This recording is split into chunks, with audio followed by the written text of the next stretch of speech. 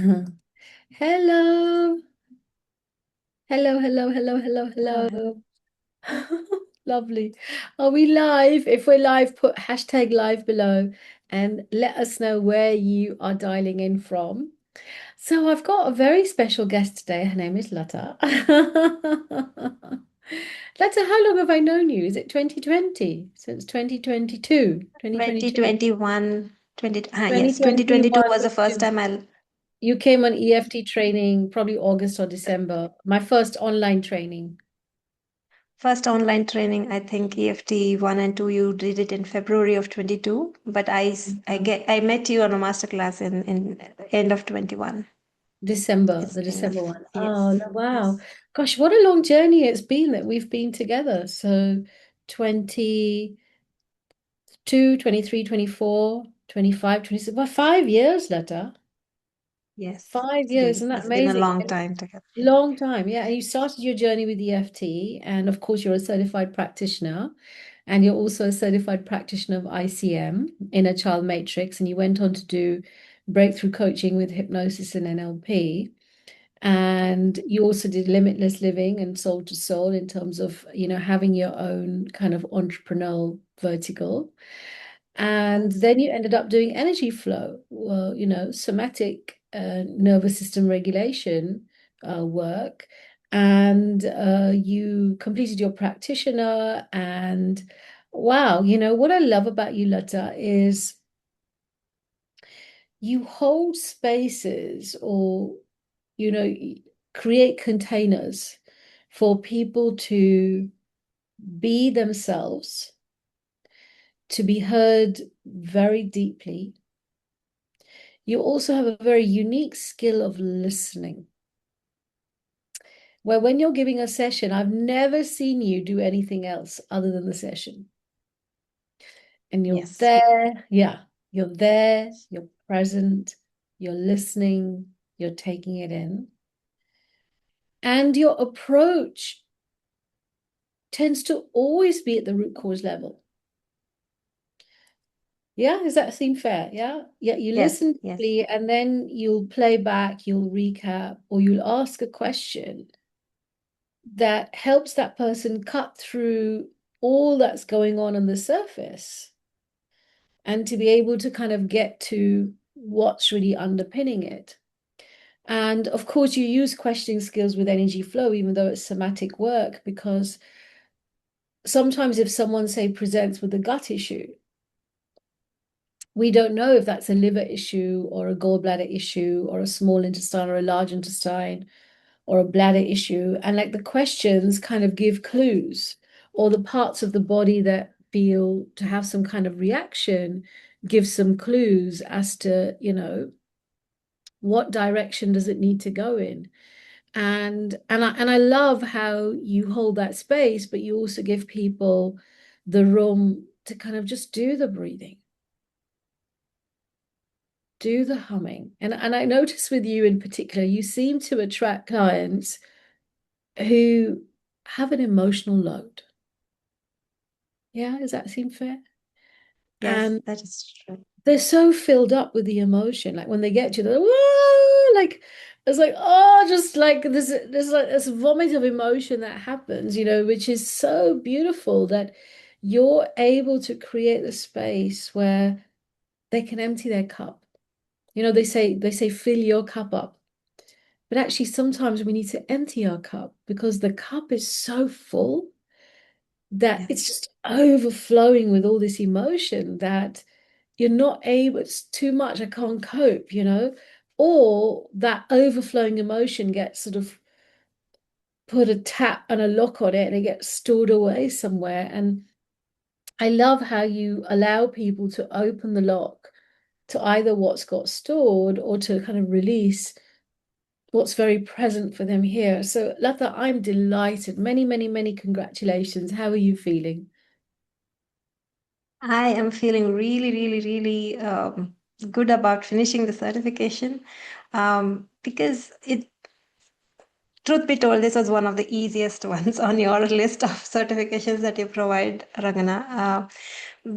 But it was also a very deeply learning. certification for myself, because like you said, I try to go to the root cause, cut through crap and everything. And absolutely, you got it right that my clients come, with emotional issues. Um, but in my own inner work that I used to do, I learned during the energy flow classes only that I don't actually do it slowly. I don't slow down. It's part of my job as well. Like, I have this 22 years of corporate high stakes, high pressure environment that I work in, and getting to the root cause is kind of the default mode in which I operate. But with energy flow, really, I learned to slow down, and it has helped me so much as in my own personal work, and it has also helped the presence that I am able to bring to my client work. Um, and helping to meet them. You teach us this in mentoring, to help meet your clients exactly where they are. And I used to meet them in with their stories, with where their cognitive and emotional levels were. But with this, able to meet them at their body level, as well as to exactly what is happening. I can breathe with them. I can get them to regulate easily. So it's a brilliant program that you've put together. So thank you so much for that. And it's been an honor to have spent these 5 years with you. Thank you, Latha. How beautifully shared. I love how it helped you to kind of slow down and come into the moment and help others as well that you came across to slow down as well. Now, if you yourself had to explain energy flow to someone, how would you explain it to them? Oh, I don't think you can actually box it into one particular thing. You've done something really beautiful, that you've taken so many different ways of working directly with the body. You've taken breath work, you've taken nervous system regulation, you've taken somatic work. You've also taken the meridian activation work into it, and lymph drainage, and movement based trauma release, and everything. And you've really helped us to learn each one separately in detail, and then you have helped us to also learn how to combine them together. I don't know if I can describe energy flow in one sentence, but I think it is the way you have tried to help us understand that regulation itself is about coming into flow. Maybe I think that would help. Oh, how lovely. Regulation itself is about coming into flow. That's beautiful. I love learning from my students, Latha, and I love the insight you just shared. Now, how would you explain in a corporate environment? Say, cut future down the line, cut to 3 years down the line, and you've decided to set up your own venture and you're approaching your past contacts, and there's a lot of stress in the workplace and people find it hard to regulate themselves. And like, you were sharing earlier, there's always constant Yep. pressure of do more in less time with fewer people Yep. and less money. Yes. The mantra True. from the boardroom, flowing down Yes. because they Yes. would like their pockets filled a little bit more. Yes. Very true. So how would you explain it in a corporate environment? Like where is the fit for it there, for something like that? Or is there no fit for it? Oh, it's a perfect fit. Actually, that is exactly where the corporate needs it, because it's really high stress environments, and um, people tend to be high functioning as well in those environments, and we tend to manage without slowing down, without stopping, and it becomes our default mode of operations. And then the stress keeps building, and at some point, there is burnout. There is you can't handle the stress, so you probably have those outbursts, or you drop deadlines or something like that. So now energy flow would be the perfect fit. It's because with EFT or ICM or anything, it takes a set of like maybe a 90-minute session to go really deep into what actually set those patterns in place. And with energy flow, we can get that regulation happening, that the moment of anxiety or that high stress to be brought down in a really short period of time.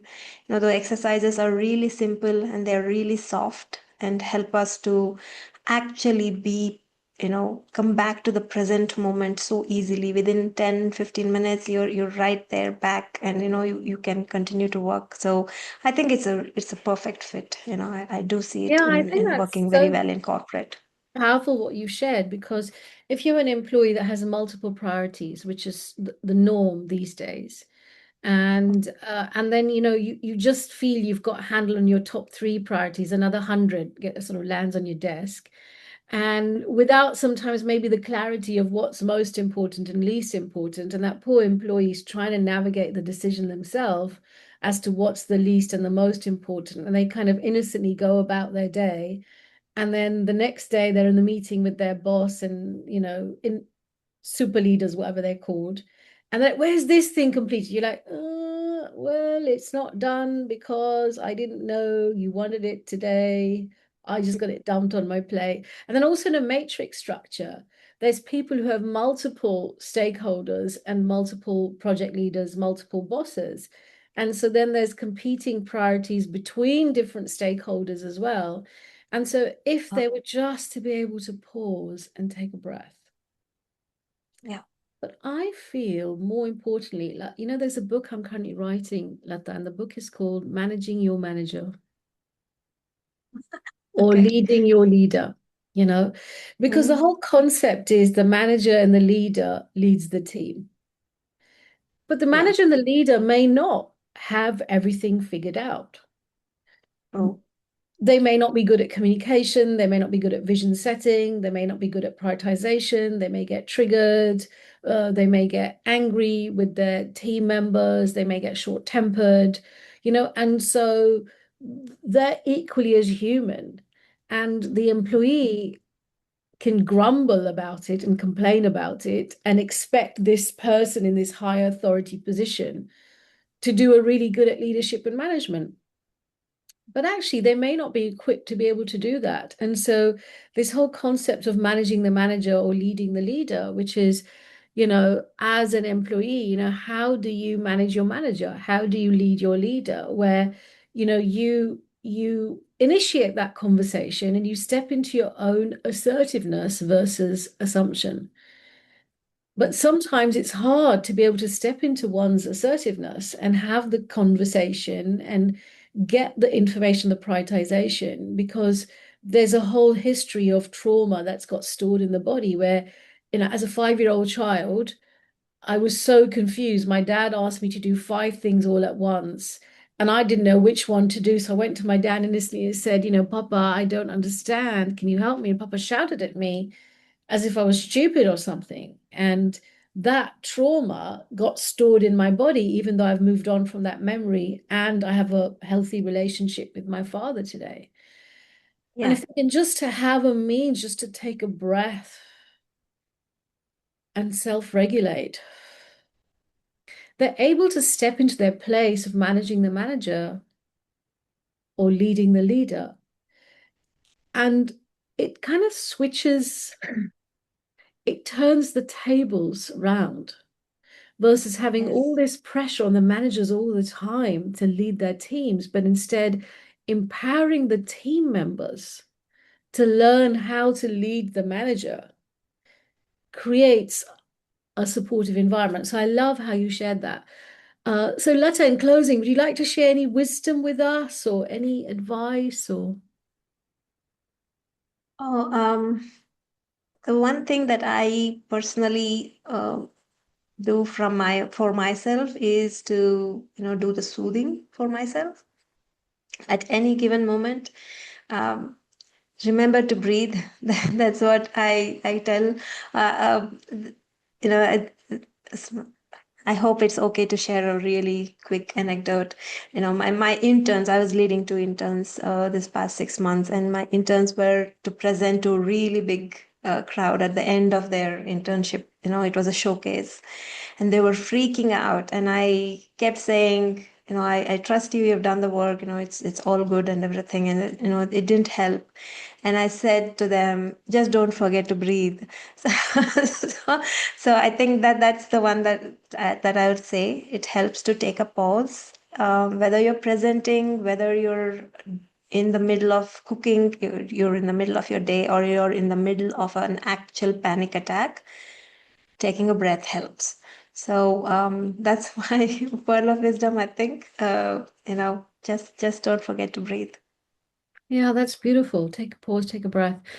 I love that. And any of you watching this, if you would like to connect with Latha, I would highly recommend it. She's patient, kind, compassionate, supportive, and thorough and professional. And just put a me below if you would like to connect with her. Either just have a brief conversation to share your situation, and whether you're a corporate professional or you're a housewife, or you're someone that's working through your financial quotient, because Latha specializes a little bit in the area of finances and the area of crisis as well. And these are all energy. If someone has a challenge with their financial quotient, chances are the issue resides at the level of energy. And when they're regulated and they're calm and their meridians, their energy pathways are working optimally, then they're more able to be a container for money coming in. Whereas if they're feeling frazzled and overwhelmed and it's too much, then money is chaotic in its response. And so money is one area. And then, of course, people going through crises or have gone through some kind of deep trauma, where they're just seeking some help. So feel free to be in touch with Lata. I personally recommend it, having seen all her videos as well. Latha, thank you very, very, very much. I wish you so much luck, so much success, so many congratulations from my heart to your heart. Take care. Thank you, Rangana. It's been a real honor to be associated with you. Thank you. Thank you, Latha. And bye to all of those who joined us. Take care. Bye.